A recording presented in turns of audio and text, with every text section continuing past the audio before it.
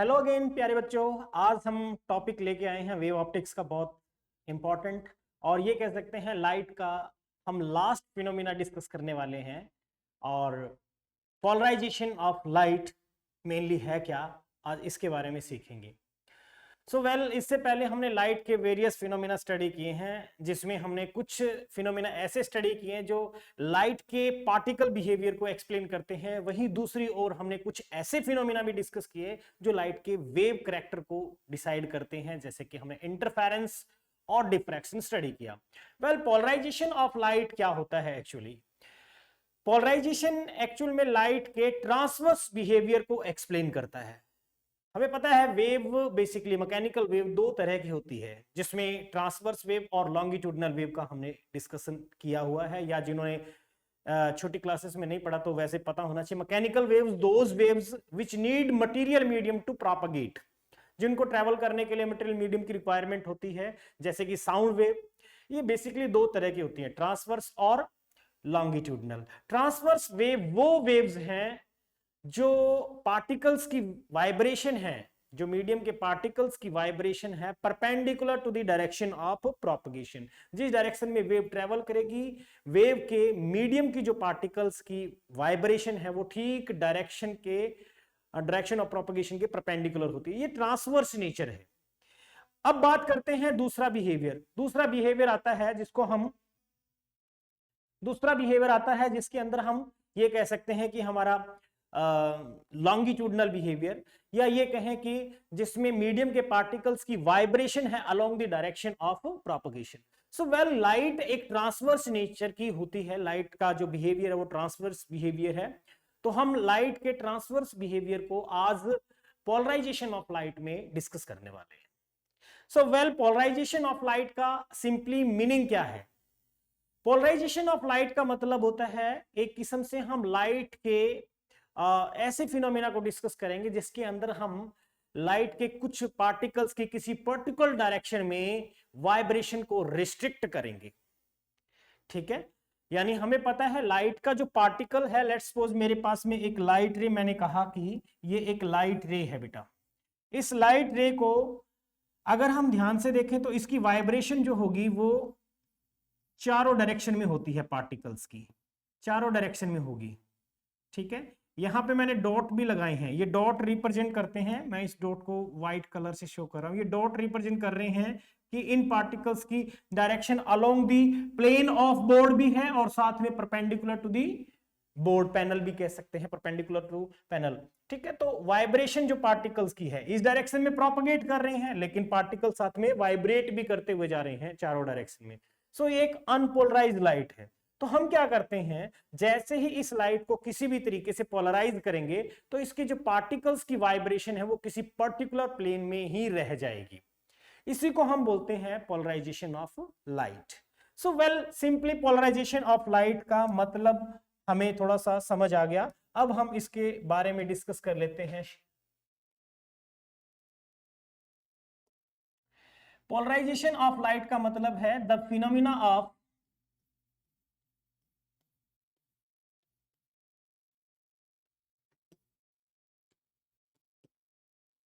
restricting the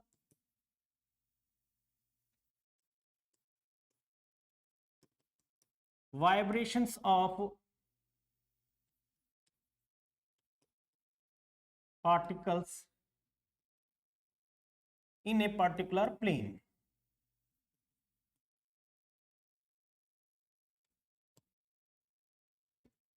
is called polarization of light। हम उसको क्या कहेंगे? पोलराइजेशन ऑफ लाइट कहेंगे।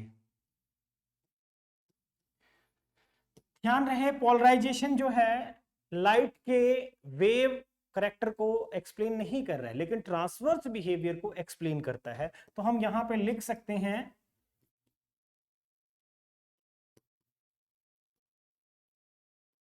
Polarisation of light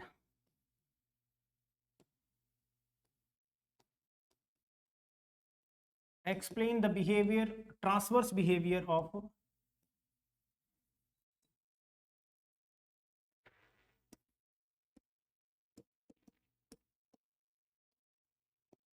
light। लाइट के ट्रांसवर्स बिहेवियर को एक्सप्लेन करता है। अच्छा, एक चीज आपको यह भी ध्यान रखना है कि लाइट जो पोलराइज्ड है या नहीं है, इसके बारे में ह्यूमन आई डिटेक्ट नहीं कर सकती।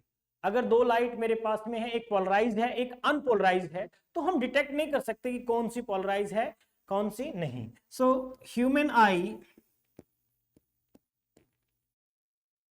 Enable to detect,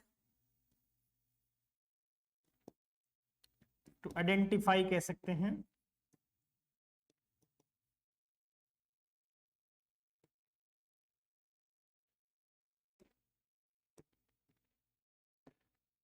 whether the light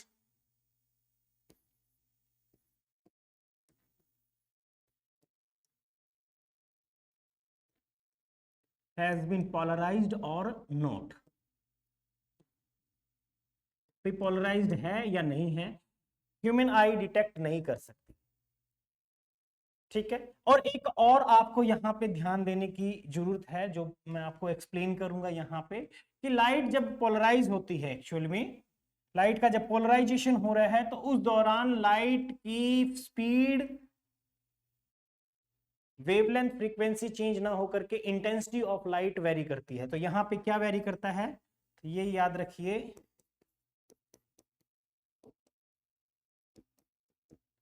intensity of light varies. तो इंटेंसिटी ऑफ लाइट चेंज होती है यहां पे। ठीक है, स्पीड में या फ्रीक्वेंसी में या वेवलेंथ में कोई चेंज नहीं आता। ठीक है, पोलराइजेशन ऑफ लाइट का सिंपली मतलब ये है।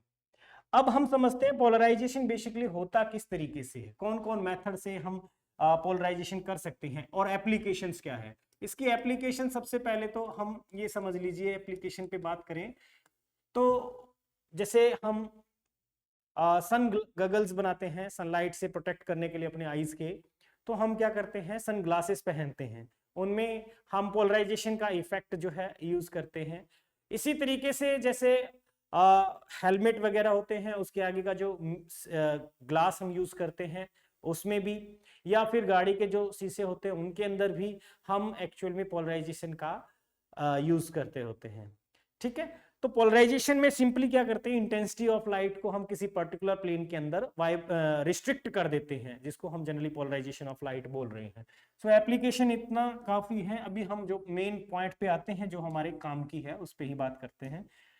टाइप्स किससे किस किस तरीके से हम पोलराइजेशन कर सकते हैं, मेथड्स ऑफ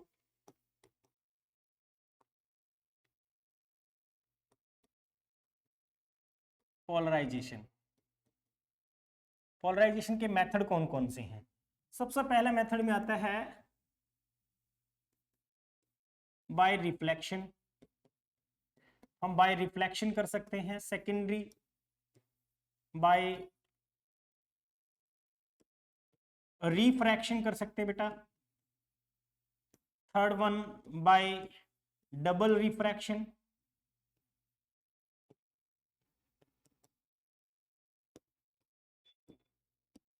बाय पोलराइड्स,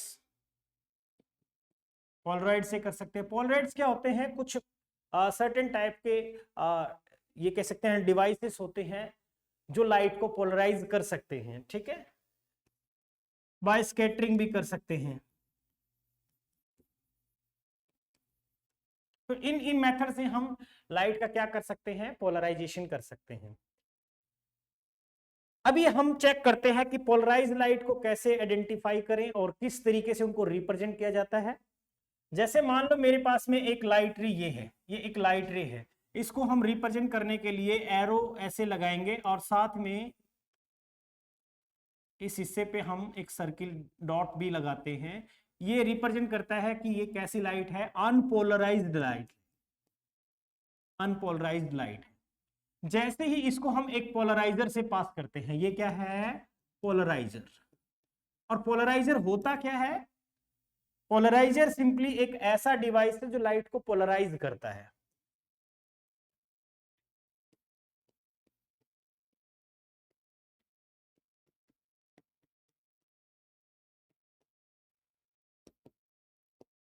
जो लाइट को क्या करेगा, पोलराइज करेगा। अब इसमें मेनली क्या है, किस तरीके से पोलराइज करता है, पोलराइजर के अंदर क्रिस्टल की अलाइनमेंट होती है कुछ ऐसे, ठीक है। और जो पार्टिकल इस अलाइनमेंट के अलोंग वाइब्रेट करते हैं लाइट के जो पार्टिकल इस क्रिस्टल की अलाइनमेंट के अलोंग वाइब्रेट करते हैं, वो वाइब्रेट करते हुए इसको क्रॉस कर जाएंगे, और जो वाइब्रेट कर रहे हैं इसके परपेंडिकुलर एग्जैक्टली, वो रिस्ट्रिक्ट हो जाएंगे। ये पोलराइजर उसको क्या कर देगा, रिस्ट्रिक्ट कर देगा, फॉरवर्ड डायरेक्शन में नहीं जाने देगा। लाइट के यहां पे मैंने जो अभी आपके सामने बनाया है, इसके भी हम दो प्लेन हम मेनली डिस्कस करेंगे, और वो प्लेन कौन से हैं देखिए। ये एक प्लेन है, ये एक प्लेन है जो लाइट का मैंने ये बनाया है, ये हमारा एक प्लेन है। एक प्लेन इसके ठीक परपेंडिकुलर होगा, एक प्लेन इसके ठीक परपेंडिकुलर होगा। उस प्लेन को मैं कोई और कलर से चूज कर लेता हूं, ठीक है। ये मान लो एक और प्लेन मैंने बना लिया।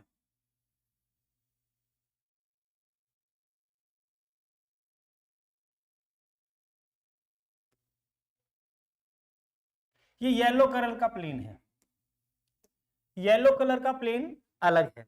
ये जो येलो कलर का मैंने प्लेन लिया है, ये एक्चुअल में इस अलाइनमेंट के ठीक परपेंडिकुलर है, जबकि जो ग्रीन कलर का जो प्लेन मैंने कंसीडर किया है वो अलाइनमेंट के बिल्कुल पैरेलल है। अब क्या होता है कि लाइट रे जो है जैसे ही पोलराइजर से पास करेगी, तो मुझे सिर्फ एक ही पोलराइजर, एक ही प्लेन मिलेगा। वो मान लो ये वाला प्लेन मिल गया, ठीक है। और इसमें हमने कलर व्हाइट लिया, तो ग्रीन वाला कलर हमने लिया था। तो एक्चुअल में यहां पे मैंने क्या देखा कि जो लाइट है वो इस तरीके से मुझे मिल गई। अब इसमें जो अलाइनमेंट होगी,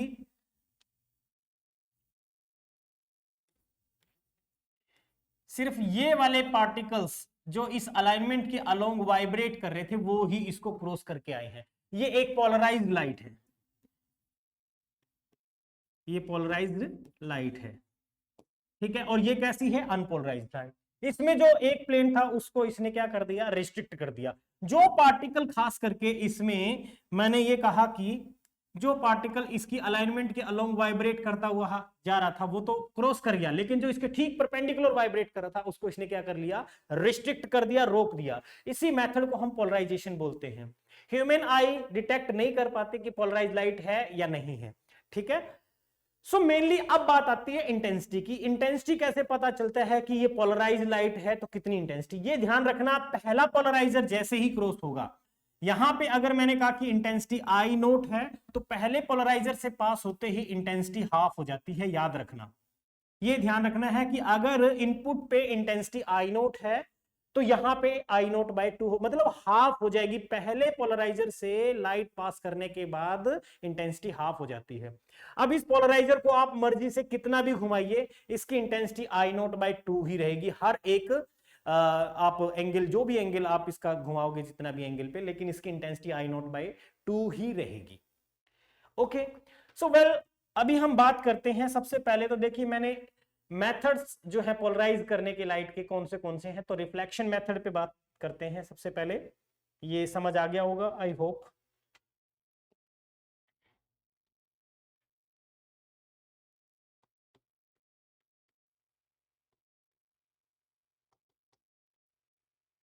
polarization by reflection.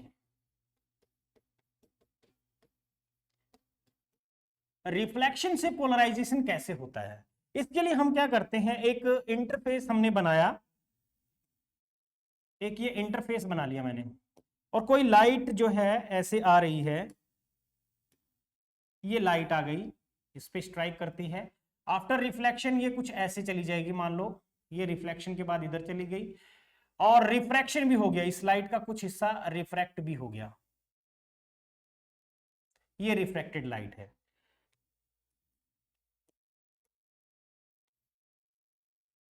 As usual ये क्या है, नॉर्मल है।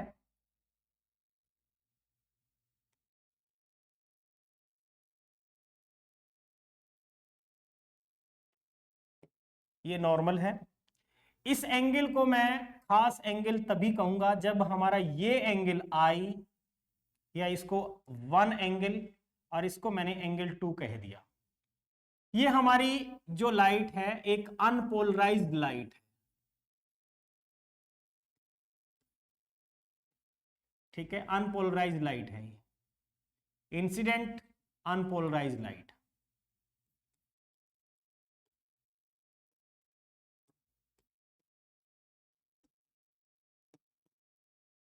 इंसिडेंट अनपोलराइज्ड लाइट बेटा जैसे यहां पे स्ट्राइक करती है तो कुछ लाइट रिफ्लेक्ट हो रही है और कुछ रिफ्रैक्ट हो रही है।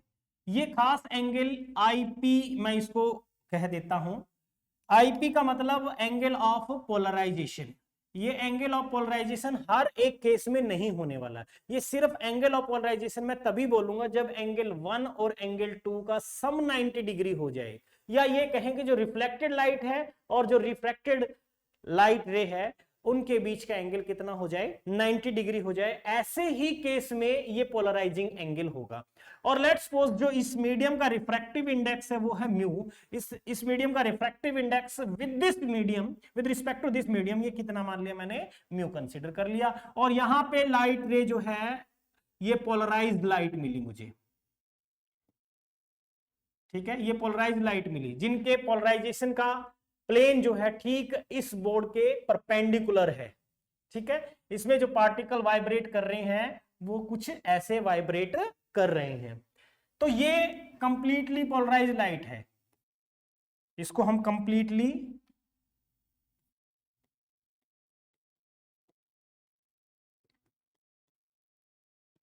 पोलराइज्ड लाइट बोल सकते हैं।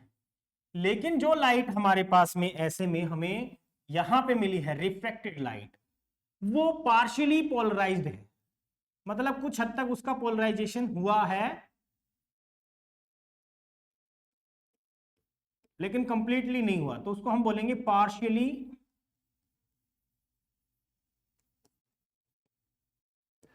Polarised light. ये पार्शियली पोलराइज्ड लाइट है।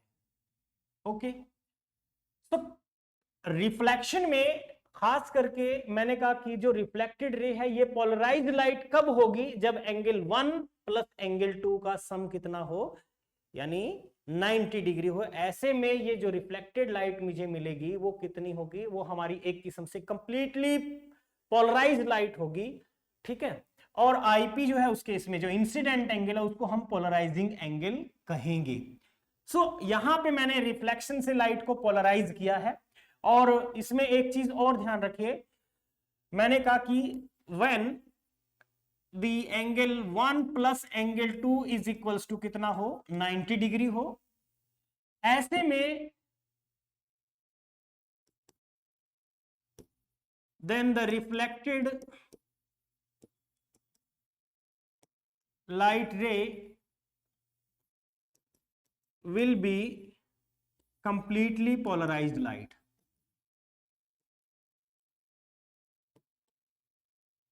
कंप्लीटली पोलराइज्ड लाइट, उस केस में कंप्लीटली पोलराइज्ड लाइट होगी। ठीक है, और जो ब्रीविस्टर लॉ है वो इसी में से ब्रीविस्टर लॉ भी निकलता है। एक लॉ मैंने यहां पे नाम यूज किया है ब्रीविस्टर लॉ, उसको भी समझते हैं बेटा। देखो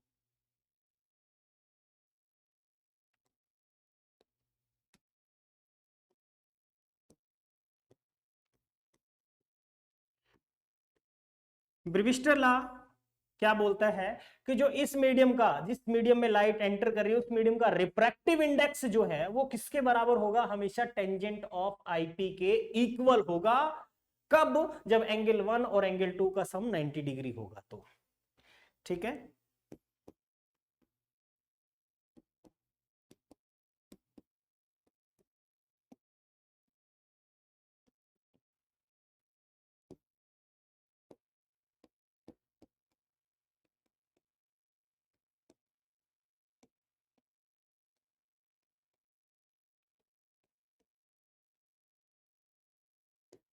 is equal to tangent of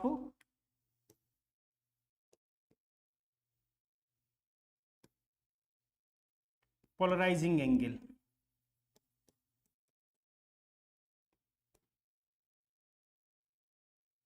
ठीक है, टेंजेंट ऑफ पोलराइजिंग एंगल के इक्वल होगा। और कंडीशन क्या है, कंडीशन यह है कि एंगल 1 प्लस एंगल 2 का सम 90 डिग्री होना जरूरी है उसके लिए। यानी ब्रीविस्टर लॉ के अकॉर्डिंग जो रिफ्रैक्टिव इंडेक्स है that will be equals to tangent of polarizing angle. और हमने टीआईआर में स्टडी किया था, अगर किसी को याद है तो, refractive index is also equals to sine of critical angle. So critical angle और पोलराइजिंग एंगल के बीच का रिलेशन भी यहां से निकल रहा है। ठीक है, क्रिटिकल एंगल और पोलराइजिंग एंगल के बीच का भी रिलेशन यहां से अपने को मिल रहा है। ठीक है, यहां पे ये इंपॉर्टेंट हो जाता है हमारे लिए, ये पॉइंट हमारे लिए इंपॉर्टेंट है। यहां से न्यूमेरिकल सेट होता है बोर्ड क्लासेस में भी, और कॉम्पिटिटिव क्वेश्चंस आप करके देखोगे तो कई कई जगह पे ये क्वेश्चंस का बीच में हमें ये फॉर्मूला यूज करते हुए मिलेंगे। सो अब हम बात करते हैं नेक्स्ट, देखिए law of malice. Law of malice,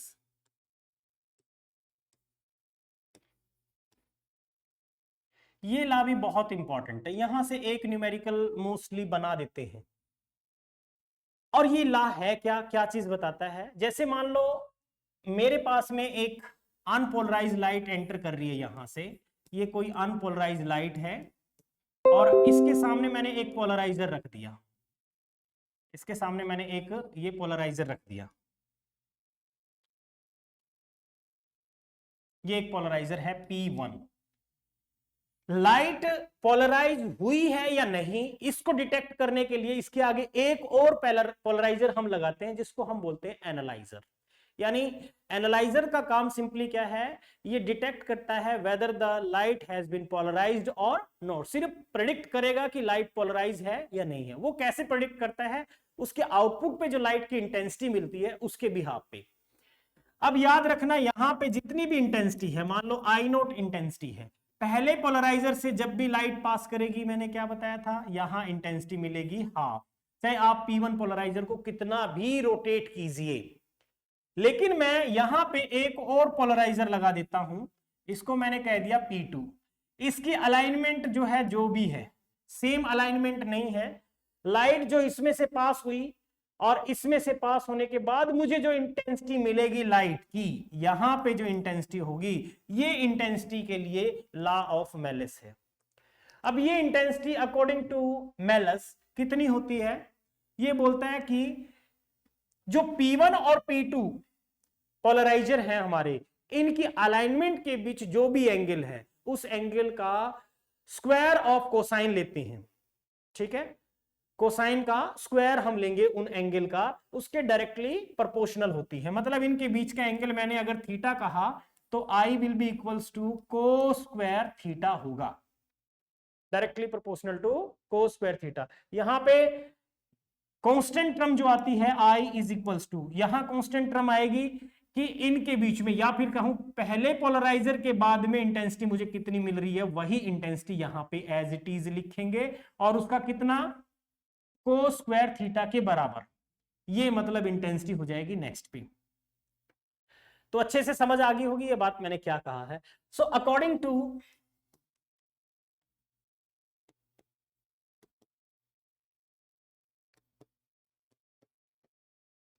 this law, the intensity of light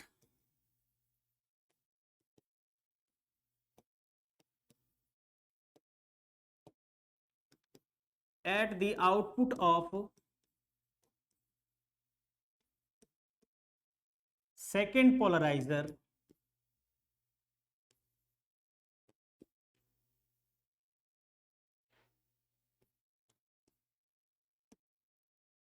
is always equals to, किसके इक्वल होना चाहिए, equal to square of cosine of angle between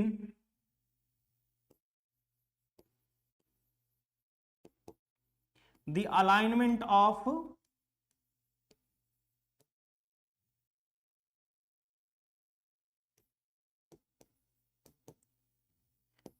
first and second polarizer।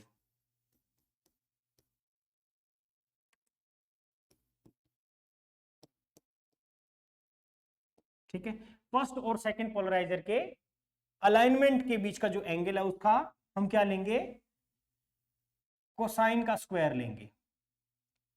यही चीज मैंने यहां पे आपको बता भी दी थी, वही चीज मैं यहां लिख रहा हूं, I इज इक्वल्स टू, अगर इंटेंसिटी यहां पे हम I नोट बोल रहे हैं कि भाई अगर अगले ने कह दिया कि पहले पोलराइजर के बाद में या सेकंड पोलराइजर के इनपुट पे आई नोट इंटेंसिटी है, तो आउटपुट पे कितनी हो जाएगी, आई नोट को स्क्वायर थीटा लिख सकते हैं उस केस में। लेकिन अगर यहां पे आई नोट दे रखा है तो यहां आई नोट बाई टू होगी, उस केस में यहां आई नोट बाई टू लेंगे। अगर इन दोनों के बीच में आई नोट है तो हम लिखेंगे I equals to I note को square theta. So well, intensity minus में नहीं जा सकती जब पोलराइजर P1 और P2 के बीच में angle theta equals to 90 degree हो जाए, कि इनके अलाइनमेंट के बीच का एंगल 90 डिग्री हो जाए, तो कोस 90 कितना हो जाएगा, 0, आउटपुट पे इंटेंसिटी मिलेगी 0। यहां इंटेंसिटी 0, मतलब ये इंटेंसिटी जो है 0 से मैक्सिमम कितनी जा सकती है, मैक्सिमम जो इनपुट पे है, एनालाइजर के इनपुट पे, यानी P2 पोलराइजर के इनपुट पे जो भी इंटेंसिटी होगी मैक्सिमम उतनी जा सकती है, मिनिमम कितनी हो सकती है, 0, माइनस में जाएगी नहीं, क्योंकि cos स्क्वायर थीटा इसकी एवरेज वैल्यू वैसे भी आपको पता है, ठीक है। सो वेल, आई नोट यहां पे कितना हो गया, 0। अगर मैंने कहा थीटा इक्वल्स टू, इनके बीच का एंगल 0 है, तो फिर जो इंटेंसिटी होगी अगर इसके हिसाब से देखा जाए तो I is equals to I naught, जितनी इनपुट पे है उतनी ही आउटपुट पे, सेम टू सेम जितनी इसने दी। इनकी अलाइनमेंट अगर सेम अलाइनमेंट में है, इनके अलाइनमेंट जो इनके बीच का एंगल 0 है, तो जो लाइट इसमें से पास करेगी वो इसमें से भी पास करेगी, और सेम टू सेम इंटेंसिटी जो इनपुट पे थी यहां सेकंड पोलराइजर के, वो सेम टू सेम अपने को सेकंड पोलराइजर के आउटपुट पे भी मिलेगी। ये लॉ ऑफ मेलिस है, ठीक है। इस पे क्वेश्चन कैसे देता है, मान लो फॉर एग्जांपल, मान लो मेरे पास में दो पोलराइजर है बेटा, यहाँ पे एक P1 पोलराइजर है और एक पोलराइजर मेरे पास है P2।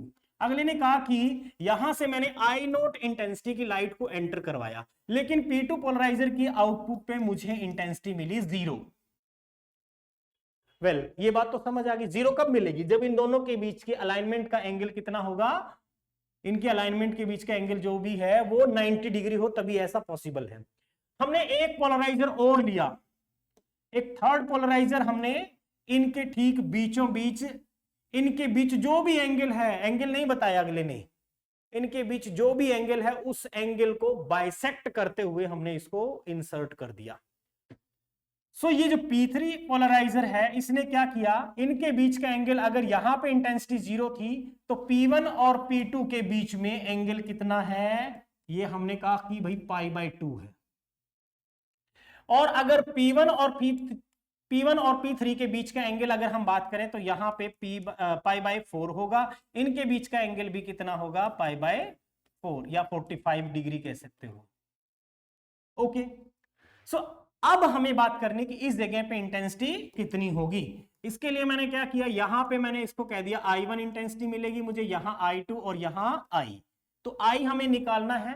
सबसे पहले पोलराइजर से बात किया हमने, पहले भी पढ़ा है कि पहले पोलराइजर से जो इंटेंसिटी हमें मिलेगी या पहले पोलराइजर के आउटपुट पे जो इंटेंसिटी मिलेगी वो इनपुट का हाफ होती है। तो अगर यहां पे I नोट है तो I1 को मैं लिख सकता हूं कि भाई I नोट बाई 2 होगा, ये तो पक्का है। इसके बाद I2 की बात करते हैं। I2 किसके बराबर होगा, जितनी मैक्सिमम यहां इसके इनपुट पे मैक्सिमम कितनी जा सकती है, I नोट जा सकती है, I नोट बाई 2, और इसका कोस square angle between these to, और वो है 45 डिग्री। तो कोस 45 की वैल्यू 1/√2 होती है, उसका स्क्वायर करेंगे 1/2 आएगा, तो यहां से मुझे I नोट बाई 4 मिला। I2 पता चल गया। I कितना होगा, तो I के लिए लिखेंगे जो इसके इनपुट पे मैक्सिमम इंटेंसिटी हो सकती है वो कितनी है, मैक्सिमम इंटेंसिटी, इसके I2 की मैक्सिमम इंटेंसिटी यही हो सकती है, यानी मैंने लिखा I नॉट बाई 4 और cos square angle between these two polarizers, और वो कितना है 45 डिग्री बेटा। अगेन यहां से मुझे 1/2 और मिलेगा, तो मैंने लिखा I नॉट बाई 8 हो जाएगा। तो इस तरीके से क्वेश्चन मिल सकते हैं। हो सकता है दो पोलराइजर का हमने लिया है, हो सकता है तीनों पोलराइजर ऐसे, इसको P1 कहा, इसको P2 कहा और इसको P3 कहा।